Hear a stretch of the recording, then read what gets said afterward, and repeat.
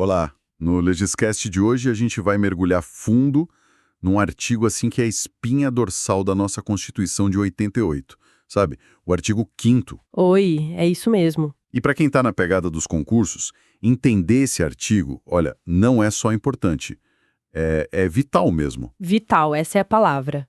Porque ali está o coração dos direitos e garantias fundamentais. São 79 incisos, né?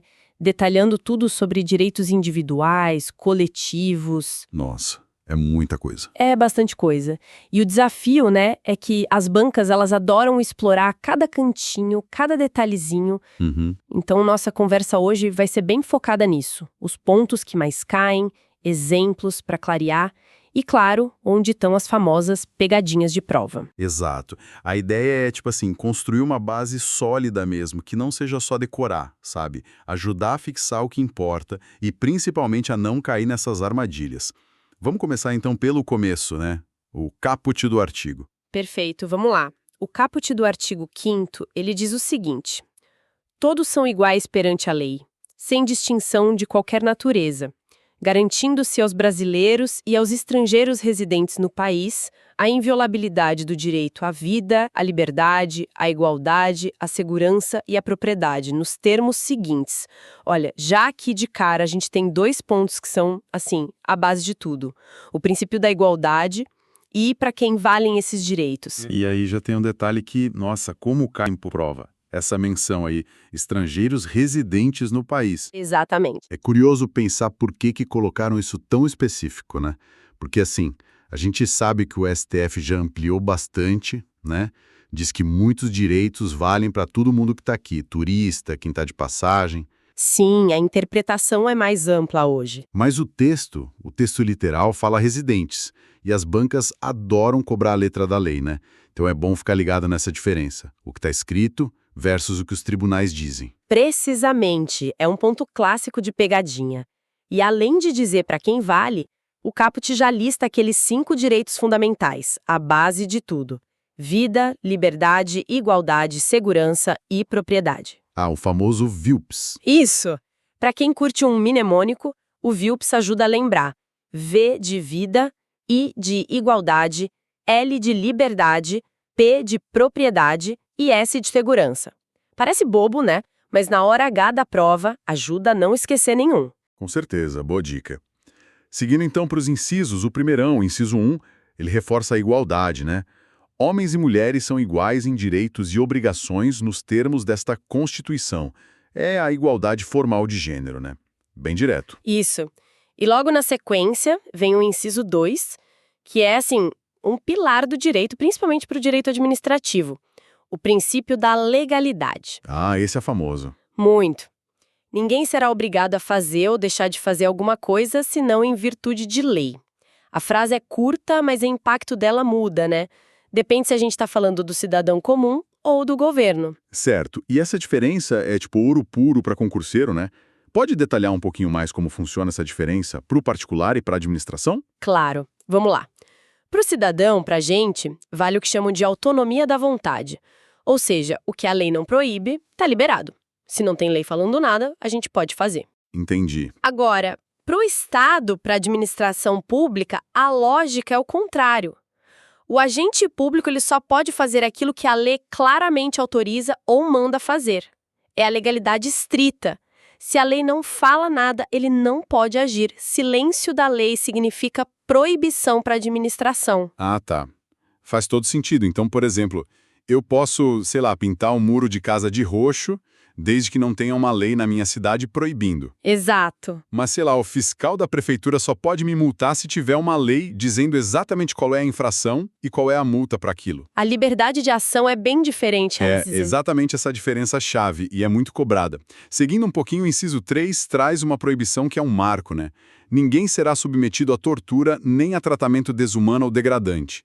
Isso é absoluto, não tem exceção, não tem mas, tá ligado à dignidade da pessoa humana. Isso é anônimo. E isso já conecta direto com o inciso 5, imagino. Conecta total. O inciso 5 garante o direito de resposta proporcional ao agravo, além da indenização por dano material, moral ou à imagem. Uhum. Ou seja, se o que alguém falou te ofendeu, Você, pessoa física ou até empresa, tem o direito de responder usando um espaço parecido com o da ofensa. E aí vem o pulo do gato para a prova. Esse direito de resposta não tira o direito de pedir também uma indenização pelo estrago, sabe? Dano material, moral, na imagem. Ah, então pode acumular os dois, resposta e indenização. Pode. E as bancas adoram testar isso. A proporcionalidade da resposta e essa possibilidade de acumular com a indenização. São detalhes importantes. Ficou alerta, então. Bom, agora a gente entra num bloco de incisos sobre liberdade religiosa e de consciência. O 6º, o 7º e o 8º. Isso. O 6º garante a liberdade de crença, de consciência, o livre exercício dos cultos religiosos e protege os locais de culto, né? O 7º vem complementar falando da assistência religiosa em hospitais, presídios, esses lugares de internação coletiva. Certo. E aí chega o inciso 8º, que é a tal da escusa de consciência. Esse aqui tem uma estrutura que precisa de atenção. Ele diz que ninguém vai perder direitos por causa da sua crença religiosa ou convicção filosófica ou política, salvo se. E aqui que mora o perigo. O famoso salvo se. Exato.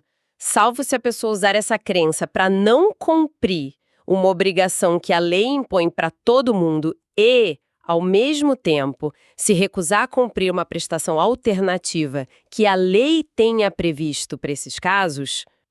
Então tem um E aí. Não é só invocar a crença para se livrar da obrigação. Tem que ter a recusa da alternativa junto. Pode dar um exemplo para ficar mais claro? Precisa das duas coisas juntas, sim. O E é fundamental. O exemplo clássico que todo mundo usa é o do serviço militar obrigatório. Ah, sim. Imagina alguém que, por questão religiosa, é pacifista e se recusa a pegar em armas a servir o exército.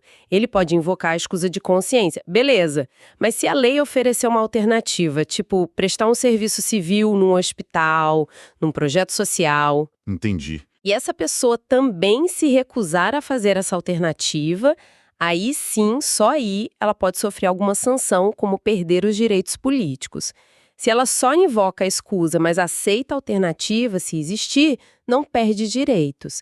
As bancas adoram montar a questão faltando um desses dois requisitos para confundir. Muito bom, ficou bem claro agora. É um detalhezinho que muda tudo.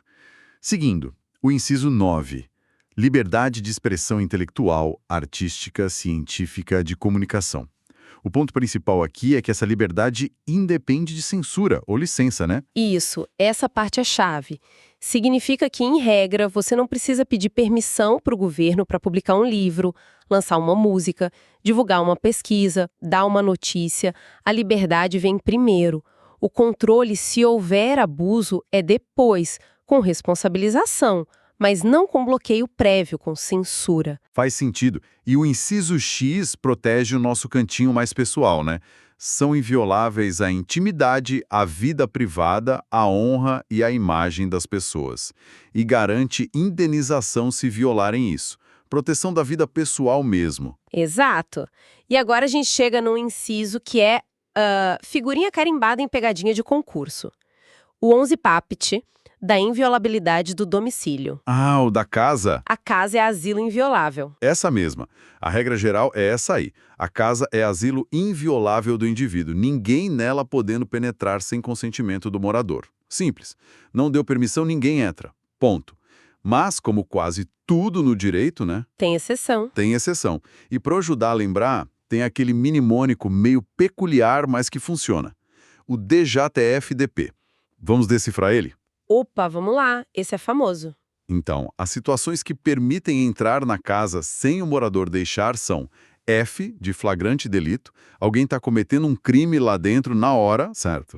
D, de desastre, um incêndio, um desabamento, algo que ameace a vida. Ou para P, de prestar socorro. Importante, essas três flagrantes desastre e socorro podem acontecer a qualquer hora do dia ou da noite. A urgência justifica. Ok, F, D, P, já foi. E o DJ? O DJ é a quarta exceção. Determinação judicial. E aqui, atenção máxima, é onde a maioria escorrega na prova. para entrar na casa para cumprir uma ordem do juiz, tipo um mandado de busca e apreensão, só pode ser durante o dia. Ah, só de dia. Só de dia. As bancas adoram trocar, dizer que pode à noite ou simplesmente não mencionar essa restrição. Então grava bem. Flagrante, desastre, socorro igual a qualquer hora. Ordem judicial igual só durante o dia. O que é dia exatamente até gera discussão, mas para a prova a regra constitucional é essa. Anotado. Essa é clássica mesmo. Tem que saber. Pulando para o inciso 12, sigilo das comunicações. A regra é proteger o sigilo de carta, telegrama, dados e telefone. Nossa privacidade na comunicação está garantida, né? Em regra, sim. Mas, de novo, temos uma exceção bem específica, detalhada ali na Constituição mesmo, que é para as comunicações telefônicas, a famosa interceptação, a escuta telefônica. Certo. Para quebrar esse sigilo do telefone, precisa de um monte de requisitos juntos, bem rigorosos. Primeiro, ordem judicial. Só o juiz pode mandar, é a reserva de jurisdição. Uhum. Segundo, a finalidade. Só pode ser para investigação criminal ou para instrução processual penal. Não pode para caso civil, administrativo, nada disso. Ok. E terceiro, tem que ser feito do jeito que a lei mandar. Hoje, a lei que cuida disso é a 9296/96. Ela detalha como funciona. E a pegadinha mais comum aqui, qual seria? Tentar usar essas mesmas regras para quebrar sigilo de e-mail, de zap? Exatamente essa. A Constituição foi super específica ao detalhar esses requisitos para comunicação telefônica. Para quebrar sigilo de dados, e aí entra e-mail, mensagem de zap, histórico de internet também, precisa de ordem judicial, claro, bem fundamentada. Mas a Constituição não listou aqueles mesmos 3 requisitos ali no texto dela para dados. A regra para dados está em outras leis, tipo o Marco Civil da Internet, e na interpretação dos juízes. A banca adora misturar as coisas, aplicar a regra do telefone para o dado, e aí tá errado. Entendido. Boa diferenciação. O inciso 13, liberdade profissional. É livre o exercício de qualquer trabalho, ofício ou profissão. Mas tem um porém, né? Tem. E atendidas as qualificações profissionais que a lei estabelecer. Ou seja, a regra é ser livre, mas a lei pode sim exigir alguma coisa. Um diploma, passar numa prova tipo OAB, se inscrever num conselho. Ah, tá. E o ponto-chave aqui é a palavrinha lei. Só lei mesmo, aprovada no Congresso, pode criar essas exigências. Não pode ser um decreto do presidente, uma portaria de ministro, tem que ser lei formal. Beleza. No inciso 14, tem o direito de todo mundo acessar a informação, mas com aquela ressalva importante. Resguardado o sigilo da fonte quando necessário ao exercício profissional. Isso é super importante para algumas áreas, né? Tipo jornalismo. Sem dúvida. É o que garante que um jornalista possa proteger quem passou uma informação para ele, sabe? Para que a fonte não sofra retaliação. É um jeito de garantir que informações importantes para a sociedade continuem vindo à tona.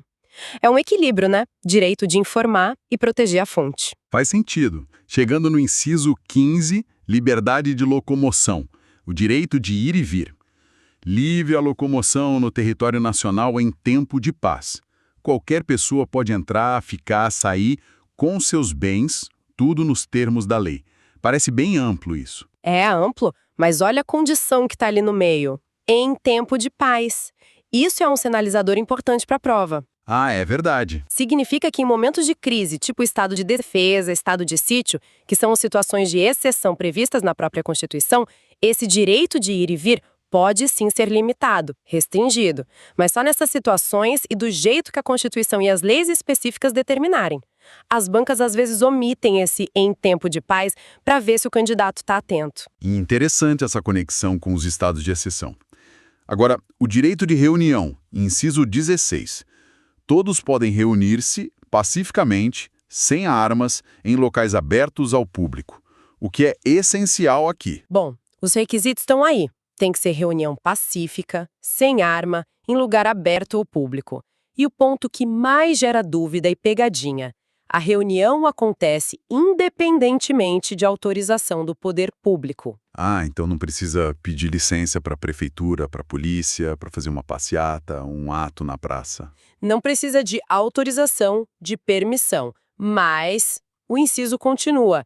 Ele diz que essa reunião não pode atrapalhar outra que já estava marcada para o mesmo lugar e que precisa de prévio aviso à autoridade competente. Aviso, não autorização. Essa deve ser a diferença que as bancas exploram, né? Mas por que avisar, então, se não é para pedir permissão? Exatamente. Avisa uma coisa, autorização é outra. O aviso serve para quê? Para organizar, para segurança. Avisando antes, a autoridade, tipo a polícia, o órgão de trânsito, pode se preparar para garantir a segurança de quem está na reunião, do público, para organizar o trânsito se precisar, e também para checar se já não tem um outro evento marcado ali. Mas a reunião em si não depende de um ok da autoridade para acontecer. Confundir aviso com autorização é, assim, um clássico das provas sobre esse inciso. Ótimo, ficou bem claro.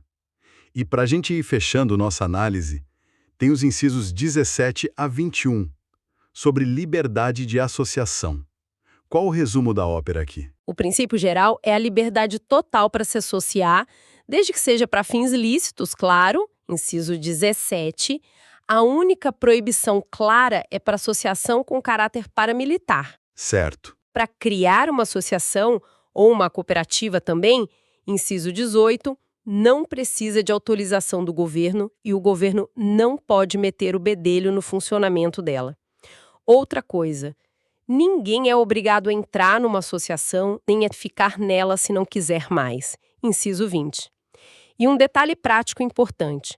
Para uma associação representar os membros na justiça ou fora dela, precisa de autorização expressa deles. Inciso 21. Parece que a Constituição protege bem essa liberdade, né? Mas eu ouvi falar que o inciso 19, que fala como acaba ou suspende uma associação, esse aí costuma dar nó na cabeça e cair bastante em prova. É isso mesmo? É campeão de audiência nas provas, sim. O inciso 19. Porque ele trata de duas coisas diferentes, com exigências diferentes. A suspensão das atividades e a dissolução compulsória, o fim da associação por ordem judicial. Ok. Para só suspender as atividades, para dar uma parada, basta uma decisão judicial, claro que fundamentada. Tá, suspensão igual decisão judicial. E para acabar de vez com ela, para dissolver compulsoriamente? Aí o buraco é mais embaixo, a exigência é maior. Para dissolução compulsória, precisa de decisão judicial com trânsito em julgado. Ah, trânsito em julgado. Aquela decisão que não cabe mais recurso nenhum. Exatamente essa. Não é qualquer decisão do juiz. Tem que ser definitiva. E esse requisito do trânsito em julgado só vale para dissolução. Para suspensão, basta decisão judicial simples. Entendi. Então a pegadinha clássica é a banca dizer que para suspender precisa de trânsito em julgado ou que para dissolver basta uma decisão simples. É isso, trocar as bolas. Perfeito. É exatamente aí que eles tentam pegar o candidato. Suspensão, decisão judicial.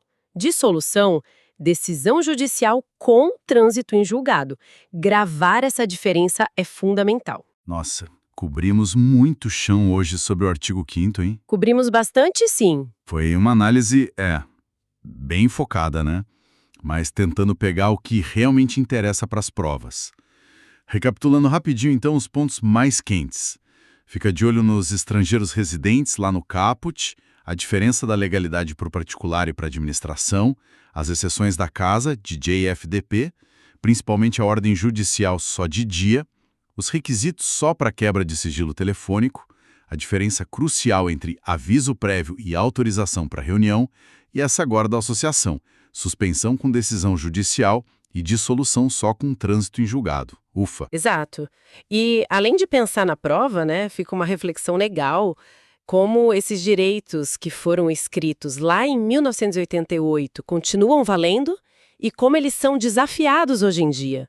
Com inteligência artificial, privacidade na internet, como moderar a rede social, sabe? Como a interpretação do artigo 5º vai se adaptando para proteger a liberdade de expressão sem deixar passar discurso de ódio Ou para garantir a nossa intimidade com tanta tecnologia de vigilância por aí.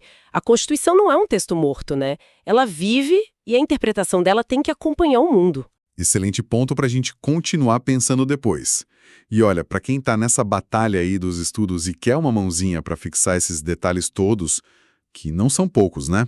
Fica a dica, os nossos flashcards do Anki sobre o artigo 5º são uma ferramenta muito boa para memorizar com repetição espaçada para revisar de verdade. O link está aqui na descrição, é só conferir. É isso aí por hoje, pessoal. A gente espera que essa nossa conversa tenha ajudado aí na preparação de vocês. Obrigada pela companhia e até a próxima. Valeu, pessoal, até mais!